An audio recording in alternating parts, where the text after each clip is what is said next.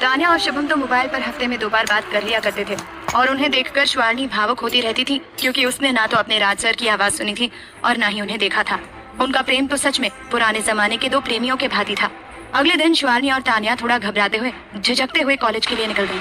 College का पहला दिन उनके लिए सामान्य ही रहा, क्योंकि कॉलेज में कोई भी लड़का नहीं था और लड़कियां थीं तो उनसे उन दोनों को कोई फर्क नहीं पड़ा। हालांकि एक झटका जरूर लगा था कि मिताली भी उसी कॉलेज में थी, जिसे देखकर तान्या को बहुत ज्यादा गुस्सा आया और वो गार्डन में अपने बगल में बैठी हुई एक हसीन और खूबसूरत लड़की के शांत और सौम्य चेहरे को देखते हुए बोली, ये मिताली राज सर की दीवानी है, तुम्हें पता ही होगा, देखो अब यहाँ भी आ गई है। ये सुनते ही उस हसीना ने, जिसने पीले रंग का शिफॉन का सूट पहना हुआ था, एक बेंच पर बैठी राज सर द्वारा दी गई बुक को पढ़ रही थी। उसने अपनी बुक को कसकर पकड़ लिया और अपने रसीले होठों को भींच लिया, लेकिन चेहरे पर कोई भाव नहीं आने दिया। ये देखकर तान्या मुंह बनाते हुए बोली, अरे यार श्वारनी, तुम भी ना कितने अजीब हो, ना अपनी भावनाओं को व्यक्त करती हो, ना ही अपने प्रेमी से बात करती हो, ना उनका जिक्र करती हो और ना ही उनके मामले में जलन महसूस करती हो। सच में कभी कभी तो शक होता है कि क्या तुम सच में राज सर से प्रेम करती भी हो या नहीं। ये सुनते ही श्वारनी ने अपनी मुट्ठी भींच ली और गुस्से से मगर शालीनता से बोली, हमारा प्रेम ऐसा नहीं कि जिसे हम दर्शाते रहें और दुनिया देखती रहे। हमारा प्रेम खामोश है, दिल की दीवारों में कैद है और जिससे प्रेम है उसी से रहेगा। हम राज सर से कितना प्रेम करते हैं ये तुमसे बेहतर कोई नहीं जान सकता। मिताली राज सर से प्रेम करती है, उनसे विवाह करना चाहती है, अच्छी बात है, लेकिन हम जानते हैं कि राज सर हमारे अलावा कभी किसी के बारे में सोच भी नहीं सकते, इसलिए हम निश्चिंत होकर रहते हैं। श्वारनी के बोलने और देखने का तरीका इतना हसीन और खूबसूरत लग रहा था कि तान्या के चेहरे पर आकर्षक मुस्कान आ गई और वो सीधा श्वारनी के गाल चूमते हुए बोली, हाय क्या लड़की हो तुम, बंदा कैसे तुम्हारे प्यार में पागल ना हो, दिखती ही इतनी कातिल और नशीली हो, ऊपर से अब तो तीखी मिर्ची की तरह बोलने भी लगी हो। कम बोलती हो लेकिन जब भी बोलती हो कसम से सामने वाले की बोलती बंद कर देती हो। तान्या की बातें सुनते ही श्वारनी के गाल लाल हो गए। उसने तुरंत अपनी नजरें झुका ली और अपनी किताब पढ़ने लगी। उसकी ऐसी हरकत देखकर तान्या उसके गले लग गई और मुस्कुराने लगी। उनका कॉलेज यूं ही मजे से चल रहा था और दोनों अच्छे से पढ़ाई पर ध्यान भी दे पा रही थी। एक दिन शाम के 7 बजे जब तान्या के माता पिता किसी घर के डिनर के लिए चले गए और उनका बड़ा भाई, जो कि 26 वर्ष का है और दिल्ली में जॉब करता है, वो भी घर पर नहीं था। इसी मौके का फायदा उठाकर तान्या ने आज श्वारनी को अपने घर बुला लिया। दोनों मिलकर पढ़ाई करने के बाद थोड़ी देर टीवी देखते हैं। उसके बाद घर का फोन बजने लगा, जिसकी आवाज सुनकर तान्या खुशी से झूम उठी और किचन से आवाज लगाते हुए बोली, श्वारनी तुम कॉल अटेंड करो, तब तक हम हाथ धोकर आते हैं। ये सुनकर हॉल में ही सोफे पर बैठी श्वारनी ने कॉल अटेंड किया और अपनी मीठी आवाज में आदर से बोली, हेलो। ये आवाज सुनते ही मुंबई शहर में मलाबार हिल एरिया की सबसे ऊंची बिल्डिंग के छत के किनारे खड़े शुभम ने हैरानी से कहा, श्वारनी। शुभम के मुंह से श्वारनी नाम सुनते ही उससे थोड़ी दूरी पर शर्टलेस होकर एक हसीन और हॉट मर्द, जो कि 1 हैंड पुशअप्स कर रहा था, उसका दिल जोरों से धड़कने लगा। उसने अपनी भूरी और जुनूनी निगाहों में असीम प्रेम और शिद्दत लिए तुरंत शुभम की तरफ देखा तो शुभम ने भी मुड़कर उसकी तरफ देखा और मोबाइल को स्पीकर पर रखते हुए कॉल पर बात करते हुए बोला, श्वारनी बात कर रही है क्या? शुभम की आवाज सुनते ही श्वारनी के हाथ पांव फूलने लगे। उसने फोन को कसकर पकड़ लिया और सीधा कॉल कट कर दिया। ये देखकर शुभम को काफी हैरानी हुई। वहीं उस हसीन और आकर्षक मर्द के होठों पर कातिल मुस्कान आ गई और उसकी जुनूनी निगाहों में असीम तलब और तपिश छाने लगी। वो बेहद आकर्षक और स्टाइलिश तरीके से अपनी जगह से खड़ा हो गया और सामने टेबल पर रखी पानी की बोतल का सारा पानी अपने सर पर डालते हुए अपनी गर्दन को कभी दाईं तो कभी बाईं तरफ घुमाने लगा। उसने पानी की बोतल को टेबल पर रखा और नैपकिन से अपने चेहरे को पोंछते हुए अपनी दमदार और आकर्षक आवाज में बोला, दोबारा कॉल करो। शुभम ने तुरंत कॉल लगाया और ये देखकर श्वारनी घबराने लगी। तभी किचन से तान्या बोली, अरे कॉल अटेंड करो ना यार, हम बस आ ही रहे हैं। श्वारनी हिचकिचाते हुए बोली, हम कैसे अटेंड करें, तुम्हारे मिस्टर राठौड़ का फोन आ रहा है। तान्या ने कहा, हाँ तो क्या हुआ, तुम अपने बड़े भाई से बात तो कर ही सकती हो ना, चलो अटेंड करो। श्वारनी ने गहरी सांस ली और हिम्मत करके कॉल अटेंड किया। तभी शुभम फोन को स्पीकर पर रखते हुए बोला, कौन बात कर रहा है? ये सुनते ही श्वारनी ने अपने होंठ भींच लिए और गहरी सांस लेते हुए बोली, जी हम श्वारनी बात कर रहे हैं। ये आवाज, ये नशीली और मधोशी से भरी, रूह को तृप्त करने वाली, दिल को सुकून देने वाली और जलती आग को ठंडक देने वाली आवाज सुनकर विग्रह ने असीम सुख और जुनून से अपनी आंखें बंद कर ली और तृप्त होकर जुनून से बोला, हमारी राजा। इतना कहकर विग्रहराज ने शुभम को कुछ इशारा किया तो शुभम तुरंत बोला, अच्छा तो क्या आप तान्या से बात करवा सकती हैं? ये सुनते ही श्वारनी अपनी मीठी और मनमोहक आवाज में बोली, जी वो आती ही नहीं है, हम कब से उसे बुला रहे हैं, आप रुकिए हम उसे बुलाकर आते हैं। श्वारनी ने तान्या को बुला लिया और अब शुभम और तान्या एक दूसरे से बात करने लगे। वहीं राज सर वहाँ से चले गए। उनके लिए इतना ही काफी था, ना तो उन्हें श्वारनी से बात करनी थी और ना ही उसे देखना था। अगर वो चाहते तो कुछ भी कर सकते थे, जबरदस्ती करके भी श्वानी से बात कर सकते थे, लेकिन वो ऐसा नहीं करना चाहते थे। वो 1-1.5 साल उन्होंने कैसे बताए ये सिर्फ वही जानते हैं। और अब 1-1.5 साल के बाद अपनी राजा की आवाज सुनकर उनको बहुत सुकून मिल रहा था। वक्त ने अपनी रफ्तार पकड़ ली। धीरे धीरे समय का पहिया आगे बढ़ने लगा, इंसान बदलने लगे, आसपास का माहौल बदलने लगा और देखते ही देखते 1 साल यूं ही बीत गया। विग्रहराज सूर्यवंशी को जोधपुर छोड़े हुए 2 वर्ष हो गए थे। इन 2 वर्षों के एक एक पल को उन्होंने जहर पीने से भी ज्यादा मुश्किल से गुजारा था। उसी दिन के इंतजार में कि जब वो जोधपुर वापस जाएंगे, अपने परिवार की खातिर नहीं बल्कि अपनी होने वाली पत्नी को हासिल करने की खातिर। वो जानते हैं कि अब उनकी राजा 18.5 साल की हो गई है, विवाह के योग्य है, प्रेम करने के योग्य है और प्यार जताने के योग्य है। अब वो अपनी राजा से किसी भी तरह की कोई दूरियां नहीं बनाएंगे। जब तक वो वयस्क नहीं थी तब तक राज सर उससे किसी भी तरह की प्रेम संबंधी कोई बात नहीं कर सकते थे। उसके सामने उन नजरों से नहीं देखते थे, उससे उचित मर्यादा दूरी बनाकर रखते थे ताकि वो अपने संतुलन को ना खो दे। लेकिन अब वो बच्ची नहीं रही, अब वो एक जवान लड़की हो गई है। अब वो अपने राज सर के इश्क का इजहार सुनने के लिए तैयार है।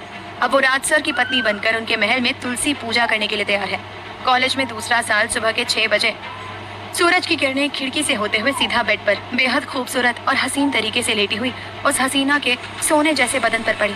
उसके चांदी जैसे चमकदार चेहरे को और ज्यादा चमका दिया और वो लड़की अपने कोमल हाथों से अपनी आंखों को मलते हुए बेड पर बैठ गई। उस लड़की ने सूरज देवता के आगे हाथ जोड़कर सर झुकाकर अपनी मीठी और चाशनी जैसी आवाज में कहा, हे सूर्यदेव, आज हमारी कॉलेज के दूसरे साल का पहला दिन है, तो हमें आशीर्वाद दीजिए कि हम इस वर्ष भी लगन से पढ़ाई करें और अपनों का नाम रोशन करें। श्वारनी उठी और जल्दी से तैयार होने लगी। न जाने क्यों लेकिन आज उसका मन कर रहा था कि वो खूब सजे धजे। उसका दिल धक धक करने लगा, सांसें ऊपर नीचे होने लगी और वही एहसास होने लगा था जो उसे तब होता था जब राज सर उसके सामने होते थे।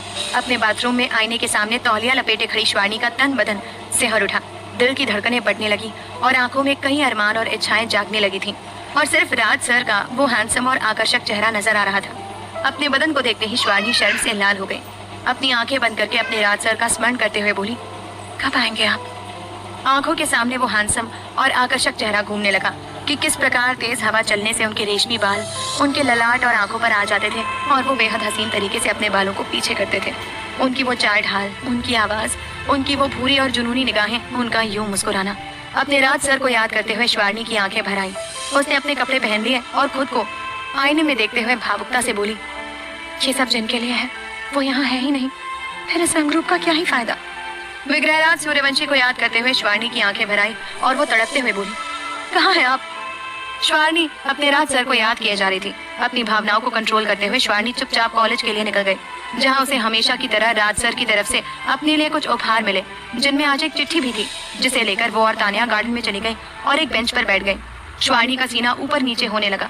अपने राज सर की चिट्ठी को छूने से उसने पेपर को ओपन किया तो उसमें लिखा था, हम आ रहे हैं राजा, सिर्फ तुम्हारे लिए, तुम्हें पाने के लिए।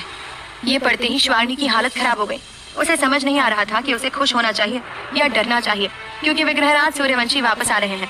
उसने अपनी आंखें बंद कर ली और तेज तेज सांस लेने लगी। उसकी ऐसी हालत देखकर तानिया का भी दिल धक धक करने लगा। आखिरकार उसके पिया जी भी तो वापस लौट रहे हैं। श्वारनी के सामने तो वो जिद्दी और जुनूनी शख्स घूमने लगा, जो अब जोधपुर वापस आकर श्वारनी से विवाह करने के लिए न जाने क्या क्या करेगा। क्या अब विग्रह और श्वारनी के प्यार की गाड़ी पटरी पर फिर से लौटने वाली है? कैसी रहेगी दोनों की 2 साल बाद की पहली मुलाकात? प्यार के लिए इस बार होने वाली है जिद की सारी हदें पार। बस बने रहिए हमारे साथ और सुनते रहिए हमारे जिद्दी बालम सा, सिर्फ तुम्हारे लिए, तुम्हें पाने के लिए। ये पढ़ते ही श्वारनी की हालत खराब हो गई। उसे समझ नहीं आ रहा था कि उसे खुश होना चाहिए या डरना चाहिए, क्योंकि विग्रहराज सूर्यवंशी वापस आ रहे हैं। उसने अपनी आंखें बंद कर ली और तेज तेज सांस लेने लगी। उसकी ऐसी हालत देखकर तानिया का भी दिल धक धक करने लगा। आखिर उसके पिया जी भी तो वापस लौट रहे हैं। श्वारनी के सामने तो वो जिद्दी और जुनूनी शख्स घूमने लगा, जो अब जोधपुर वापस आकर श्वारनी से विवाह करने के लिए न जाने क्या क्या करेगा। श्वारनी अपनी जगह से खड़ी हो गई और अपनी उंगलियां मोड़ते हुए बेचैनी से इधर उधर टहलने लगी। कभी शर्माती, कभी मुस्कुराती, तो कभी घबरा जाती। तानिया उसकी हालत समझ रही थी, इसलिए चुपचाप उसे देखे जा रही थी। श्वारनी, जो कि अब काफी जवान और वयस्क लगने लगी थी, उसके रूप में भी बढ़ोतरी हुई थी। अपने दिल पर हाथ रखकर उन हसीन एहसासों को महसूस करते हुए अपने मन में बोली, राज सर आप आ रहे हैं। वो कन्या अब अपने एहसासों को बाहर आने से रोक नहीं पाई, इसलिए झट से तानिया के गले लग गई और घबराने शर्माने लगी। तानिया ने उसे कसकर अपनी बाहों में भर लिया और उसके बालों को सहलाते हुए प्यार से बोली, अब कोई चिंता नहीं, कोई दूरी नहीं, कोई तड़प और इंतजार नहीं, केवल प्रेमी और प्रेमी का साथ होगा। सब कुछ उनके ऊपर छोड़ देना। ये सुनकर तो श्वारनी का अंग अंग खिल उठा। हाथ पैर फूलने लगे और वो अपनी आंखें बंद करके बेचैनी और तड़प से बोली, तानिया देखो ना, हमारे राज सर वापस आ रहे हैं। वो हमारे लिए आ रहे हैं, हमसे मिलने। बताओ ना, हम उनके सामने कैसे जाएंगे, उनसे क्या बात करेंगे? अब वो कैसे दिखते होंगे? और सबसे बड़ी बात, क्या उन्होंने अपने बाल कटवा लिए होंगे? अगर ऐसा हुआ तो हमें बिल्कुल अच्छा नहीं लगेगा। तुम तो जानती हो ना, वो लंबे बालों में कितने हैंडसम लगते हैं। हमें तो कुछ समझ नहीं आ रहा कि हमें देखकर वो क्या कहेंगे। हम तो पहले से ज्यादा मोटे हो गए हैं, हमारे गाल देखो रसगुल्ले जैसे फूल गए हैं। हे शिव जी, राज सर हमारे शरीर को देखकर कहीं हमसे दूर न हो जाए। अगर हम उन्हें पसंद नहीं आए तो? तानिया, हम क्या करें, हमें कुछ समझ नहीं आ रहा। तानिया मुस्कुराने लगी। उसने शिवानी को अपनी बाहों से अलग किया और उसके चेहरे पर आए बालों को पीछे करते हुए बोली, हो सजने संवरने वाली देवी, सबसे पहली बात, तुम बिल्कुल भी मोटी नहीं हुई हो, बल्कि खाते पीते घर की हो। तुम्हारे ये गाल तो तुम्हारी खूबसूरती में 4 चांद लगाते हैं। तुम्हारा रूप इन 2 सालों में इतना निखर गया है कि तुमसे तो किसी सन्यासी को भी प्रेम हो जाए। फिर ये राज सर क्या है? और वैसे भी राज सर को तुम्हारे रंग, रूप और हुस्न से प्रेम नहीं है, वरना इन 2-2.5 सालों में तुम दोनों के बीच में बहुत कुछ हो सकता था। कई बार तुमसे मिलने आ जाते, लेकिन देखो ना, राज सर ने आज तक तुम्हें छुआ तक नहीं और ना ही कभी घूर कर देखा। तुम इतनी सुंदर हो तो सोचो, तुम्हारे प्रेमी अपने तन के सुख के लिए तुम्हें कब का हासिल कर सकते थे, लेकिन उन्होंने ऐसा कभी नहीं किया, क्योंकि उन्हें तुम्हारे तन का सुख नहीं बल्कि मन का सुख चाहिए। मन के इस पवित्र रिश्ते में एक ना एक दिन तन का पवित्र रिश्ता भी जुड़ जाएगा। तानिया की बात सुनते ही शिवानी के गाल लाल हो गए। शर्म और हया से वो रूपारी निखरने लगी और अपने पिया को स्मरण करते हुए चहकने बहकने लगी। वो पूरी रात पलंग पर करवट लेती रही, कभी मुस्कुराती, कभी शर्माती, तो कभी आने वाले समय के बारे में सोचकर घबरा जाती, और ऐसे ही करते करते उसे नींद आ गई।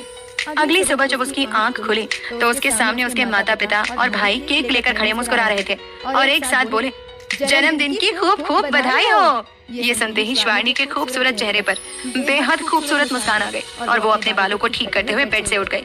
सबसे पहले उसने अपने माता पिता के पैर छूकर आशीर्वाद प्राप्त किया और अपने भाई की तरफ मुस्कुरा दी और फिर केक काटते हुए अपनी मीठी और चाशनी जैसी आवाज में बोली, आप तीनों का धन्यवाद, जो आपने हमारे जन्मदिन को इतना खूबसूरत बना दिया। विक्रम जी उसके सर पर हाथ रखकर प्रेम से बोले, आपके लिए तो कुछ भी कर सकते हैं आपके माता पिता। आपने हमारा नाम जो रोशन किया है, हमें तो यकीन नहीं हो रहा कि हमारी होनहार बेटी के पोस्टर पूरे शहर में लगे हैं। ये बहुत बड़ी बात है बेटा। राजस्थान के इतने बड़े शहर में आपके पोस्टर लगना हमारे लिए और पूरे परिवार के लिए गर्व की बात है। बहुत खुश है कि आप हमारी बेटी हैं और हमें पता है कि आने वाले भविष्य में भी आप हमें खुशियां ही देंगी और हमारा सर हमेशा गर्व से ऊंचा रहेगा। ऐसे ही काम करेंगी। क्यों, सही कह रहे हैं ना हम बेटा? ये सुनते ही शिवानी ने अपनी मुट्ठी भींच ली और चिंतित होकर अपने माता पिता के चेहरे की खुशी को देखने लगी। अब वो उन्हें कैसे बताए कि वो उस इंसान से प्रेम कर बैठी है जिसके खिलाफ उसके माता पिता हैं। लव मैरिज को विक्रम जी और दीपिका जी कभी भी स्वीकृति नहीं देंगे। अपने जन्मदिन के अवसर पर ही वो उदास हो गई, जबकि आज तो वो खुश रहना चाहती थी। कुछ देर बाद वो तानिया के साथ कॉलेज के लिए निकल गई। आज शिवानी ने शिफॉन की फ्लावर प्रिंट वाली लॉन्ग फ्रॉक पहनी हुई थी। अब उसके चेहरे पर पहले की तरह मासूमियत के साथ साथ एक हसीन और जवान लड़की की अदाएं और नजाकत भी नजर आने लगती थी। बढ़ती उम्र के साथ अब वो बेहद हसीन और आकर्षक लगने लगी थी। 2 लेक्चर लेने के बाद आज तानिया शिवानी को लेकर एक महंगे और आलीशान कैफे चली गई, जहां उन दोनों ने हमेशा की तरह भरपेट खाना खाया और फिर अपना अपना पेट पकड़कर असहज महसूस करने लगी। इस समय दोनों कैफे में बैठी कोल्ड कॉफी के मजे ले रही थी। शिवानी का दिल धक धक कर रहा था। आज सुबह से ही उसे अजीब सी बेचैनी और बेताबी हुए जा रही थी, जिसके अर्थ वो समझ नहीं पा रही थी। बार बार नजरों के सामने विग्रहराज का आकर्षक और हैंडसम चेहरा घूम रहा था, जिसके स्मरण मात्र से ही शिवानी का अंग अंग खिल रहा था, तन मन बहक रहा था। वो दोनों खाना हो जाने के बाद कोल्ड कॉफी के मजे ले रहे थे। वहीं दूसरी तरफ उसी आलीशान कैफे के पार्किंग एरिया में एक रेंज रोवर गाड़ी आकर रुकी। आगे वाली सीट से एक बॉडीगार्ड बाहर निकल आया और उसने बैक सीट का दरवाजा खोला और सर झुकाकर एक तरफ खड़े हो गया। कैफे का मालिक और मैनेजर भी वहाँ पर खड़े बेसब्री से एक शख्स का इंतजार कर रहे थे। तभी रेंज रोवर की बैक सीट पर बैठे शख्स ने अपने रसीले गुलाबी होठों के बीच रखी सिगरेट का सेवन किया और अपनी शान और गुरूर से गाड़ी से बाहर निकलकर अपने मुंह से धुआं निकाला। उस हैंडसम और आकर्षक मर्द को देखकर मैनेजर और मालिक आगे आए और आदर से बोले, खम्मा घड़ी, आपका स्वागत है सर। ये सुनते ही उस आदमी ने अपनी सिगरेट को गार्ड को थमा दिया और अपने रेशमी बालों को, जो उसकी भूरी निगाहों पर आ रहे थे, बड़ी शान और आकर्षक तरीके से पीछे किया और अपने काले चश्मे से उस कैफे को देखने लगा। उस हैंडसम और आकर्षक मर्द ने ब्लैक 3-पीस सूट पहना हुआ था, जिसमें वो कमाल का लग रहा था। अपने रेशमी बालों को पीछे करते हुए वो मर्द अपनी जुनूनी और तेज नजरों से आसपास का माहौल देखते हुए अपनी दमदार भारी मर्दाना आवाज में बोला, घड़ी खम्मा। उसकी आवाज में वो कशिश थी जो सबको दीवाना बना सके। सबको अपने आगे झुका सके, सबको अपना गुलाम बना सके। ऐसी भारी मर्दाना और दमदार आवाज को सुनकर तो लड़कियां उनके पीछे पागल ही हो जाएं। वो अपनी शान और रौब से कैफे के अंदर चला गया। उसने जैसे ही कैफे के मेन हॉल में कदम रखा, तभी उस हॉल के एक तरफ टेबल चेयर पर बैठी शिवानी का दिल जोरों शोरों से धड़कने लगा। उसने कप को कसकर पकड़ लिया और अपनी आंखें बंद करके सच्ची शिद्दत और तड़प से बोली, राज सर। ये पुकार सुनते ही उस हैंडसम मर्द का दिल जोरों शोरों से धड़कने लगा। वो अपनी जुनूनी बेताब नजरों से इधर उधर देखने लगा। तभी उसका फोन बजने लगा, जिस कारण वो अपनी भावनाओं को कंट्रोल कर देता है और अपने मोबाइल स्क्रीन पर राठौड़ नाम देखकर वो शख्स सीधा कैफे के फर्स्ट फ्लोर की ओर बढ़ गया, जहां पर आज उसकी एक कंपनी के साथ मीटिंग होने जा रही थी। शिवानी बेचैन होए जा रही थी। अब उसे सांस लेने में भी दिक्कत होने लगी, तो तान्या उसे अपने साथ कैफे की छत पर यानी कि रूफ कैफे में ले गई, जहां पर कई लोग बैठे हुए थे और उसी कैफे के एक तरफ एक स्पेशल टेबल अरेंज की गई थी, जहां पर एक बिजनेस मीटिंग चल रही थी। लेकिन जिस समय शिवानी वहां पर आई थी, तब वो हैंडसम मर्द वहां पर नहीं था, या शायद फ्रेश होने गया था। शिवानी छत के किनारे जाकर खड़ी हो गई और उस सुहावनी हवा को महसूस करते हुए सुकून पाने लगी। शिवानी अपनी आंखें बंद करके उस ठंडी हवा को महसूस कर रही थी। अचानक हवा तेज हो गई और उसका दुपट्टा उड़ने लगा और उड़ते हुए उसके बदन से अलग हो गया। ये देखकर शिवानी बेचैन हो गई और अपने दुपट्टे को लेने के लिए पीछे मुड़ी, तो सामने का नजारा देखकर हैरान हो गई। उसका लाल दुपट्टा उड़कर किसी शख्स के कदमों में जाकर गिर गया और शिवानी उस शख्स के कदमों को देखते हुए बेचैन और बेसब्र होने लगी। और धीरे धीरे उसने अपनी नजरें उठाई और जैसे ही उस शख्स के चेहरे को देखा, तो शिवानी अंदर तक हिल गई और उसके मुंह से निकला, राज सर। कैसी रहेगी दोनों की सालों बाद की मुलाकात? क्या अब फिर से वही प्यार उनकी जिंदगी में वापस लौट आएगा? प्यार के लिए इस बार होने वाली है जिद की सारी हदें पार। बस बने रहिए हमारे साथ और सुनते रहिए हमारे जिद्दी बालम साहब।